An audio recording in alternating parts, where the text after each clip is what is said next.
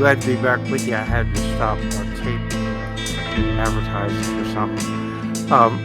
Tonight we're going to work on Happy Trails of the West. It took me a little while to do this. I read the book on this gentleman some years ago and thumbed back through it and try to keep old books. I want you to imagine this is a man's man beyond imagination. And to go from a sickly child to the highest office. But think of this right now. Let's go back before in the 19th century, the latter part. This man must have been looking at the floor, the walls, wringing his hand, pacing, and wondering how this could possibly happen to him. Mathematically impossible in all probability. His wife, his mother, died the same night, same house, of two different diseases. You talk about the statistics, and he looked around, he went west, and we're talking about Teddy Roosevelt, Theodore Roosevelt, uh, 26th president of the United States. But all kinds of statistics on this man. It was enough I could amuse the tourists on my bus down Constitution Avenue. What kind of statistics? Well, the last president of the United States that you could go in and shake hands with one day of the a year. And he shook hands with about 8,250 people in one day's time. And people would tell the press that they had a 15-minute conversation with the President of the United States. That'd be quite a feat, 8,240 people all talking to the president within 4 hours. That line stretched from the south side of the White House all the way down to the south side of down to the tidal basin, that area. Something else I wanted to mention about him, he was other statistics. Well, we know that he was the youngest president we've ever had. Yeah, that's what I was trying to think of. The youngest president we've ever had, and people will tell you quite often John Kennedy.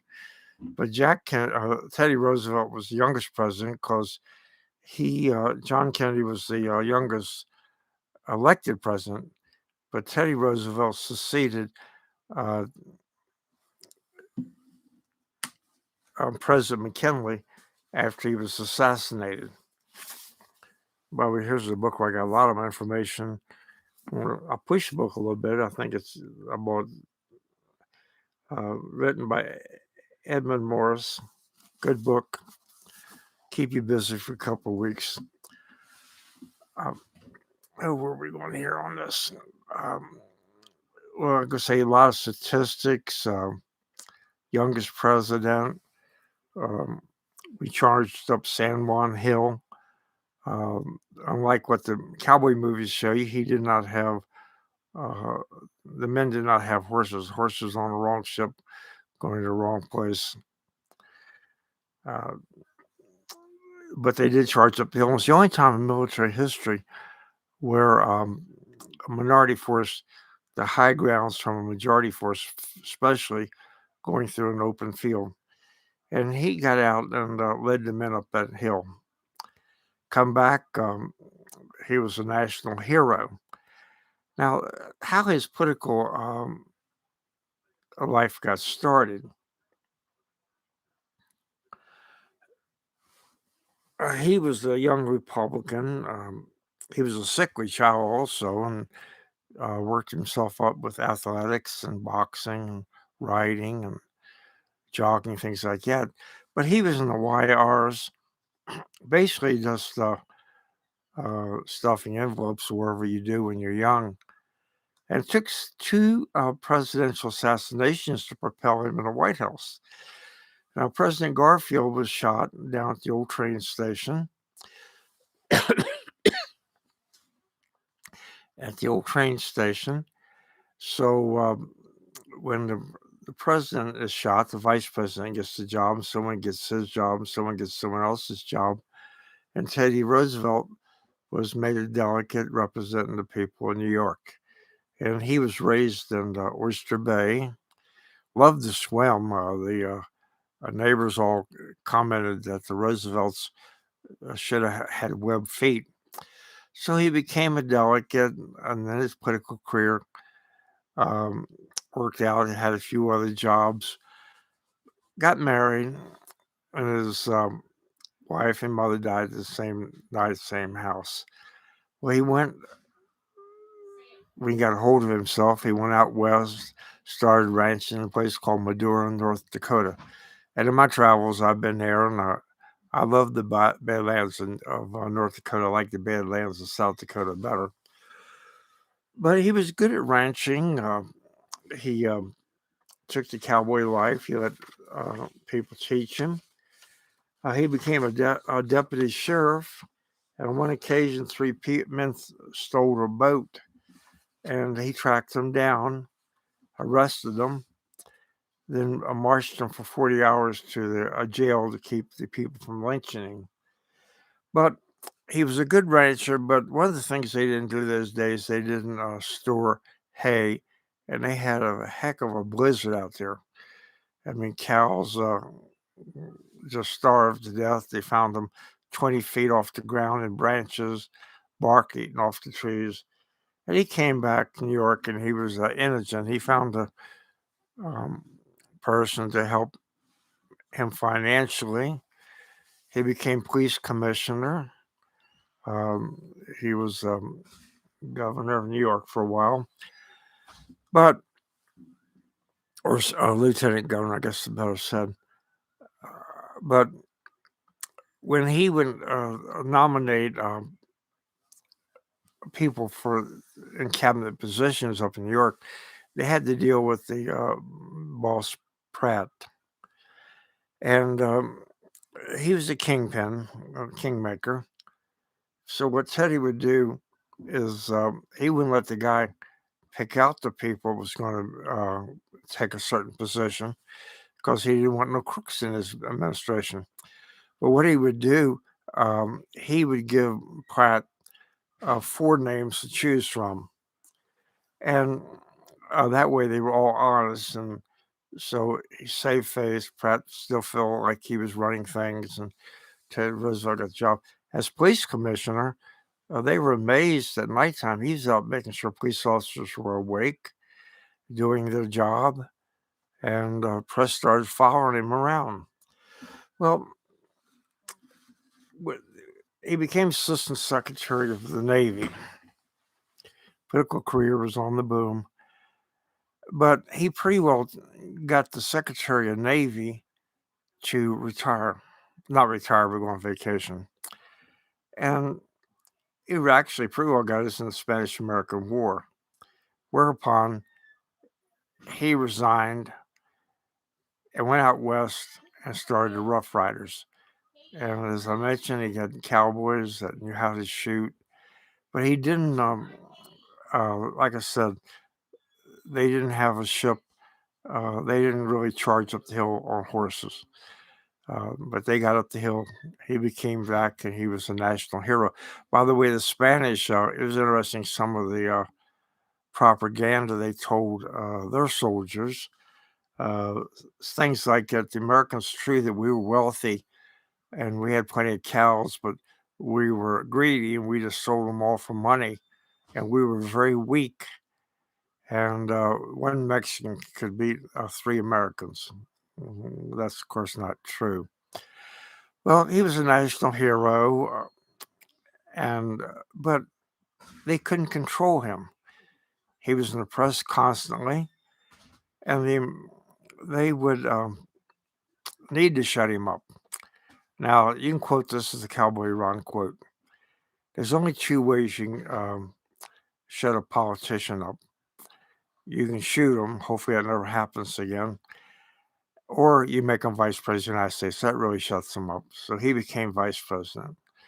But President McKinley wasn't in office very long, and he got shot. And Teddy Roosevelt succeeded him and became the youngest president we ever had. a lot of other interesting things on him. I mentioned he was a sickly child. Um, went broke, loved the outdoors, chased and arrested the three men.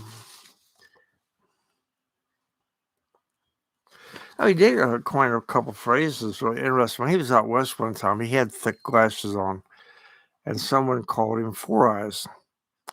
And what he said was, he said, smile when you say a stranger. Smile when you say a stranger. He also said, I'll knock the hell out of you.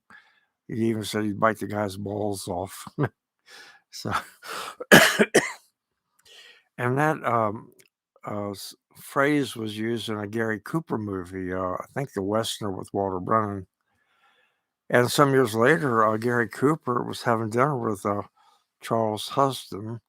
They were making a movie about the racing of a ship. And one of the college kids came over to Gary Cooper and says, you don't look like such a tough guy. And Cooper says, smile when you say a stranger. And the kids left. And so we got a little kid. Well, one of the things he always say, walk softly and carry a big stick.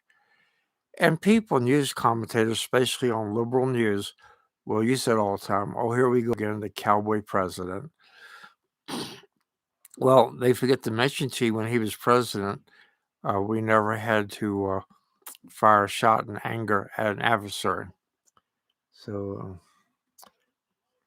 he ran a third term. They wouldn't give him the nomination. He ran on a third-party ticket called the Bull Moose Party. And he lost the election. And it knocked the devil out of him. So he went a big game hunting. And his party, they landed over 20,000 specimens. And some of these big animals you can see at the Natural History Museum of Washington, D.C. That's at 10th and Constitution Avenue. Smithsonian, you can't say enough good things about them. They got, of course, that and all kinds of artifacts. And it's a really good place to go visit. I used to go there all the time. That was right next to the American History Museum when I was a tour guide.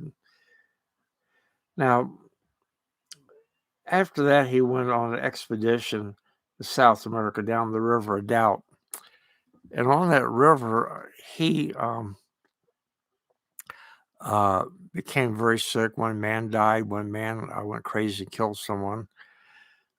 He got a leg infection. He begged his son Kerman to abandon him, but Kerman wouldn't do that. And eventually got him back. He was about 50 pounds lighter weight. One of the things on Kerman, he was like his father. During the First World War, he became an aviator. And they didn't have a plane. He bought his own airplane. And during one of the skirmishes with the Germans, he was shot 3 times in the head, like a triangle, bang, bang, bang. And in those days, there was honor. And the Germans, once they found out who he was, they gathered all of his possessions, and they, on a flag of truce, they flew back to the American lines so it could be returned to Mr. and Mrs. Roosevelt. It was hard on him, and he said, now I have to bear what I've asked other people to bear. His daughter, Alice Longsworth Roosevelt, and I used to see her every night as a young man when she would get out of her limousine at 20th and Massachusetts Avenue. That's right next to DuPont Circle. Quite old, but she once said, my father wishes to be the bride at every wedding and the corpse at every funeral. A lot more on this, the politics in this book. I really urge you to get it. You'll love it. You'll find it hard to put down. Okay, I think this is going to finish up my little presentation here tonight. I appreciate you listening to it. Please come back. Happy trails, cowboyron.com.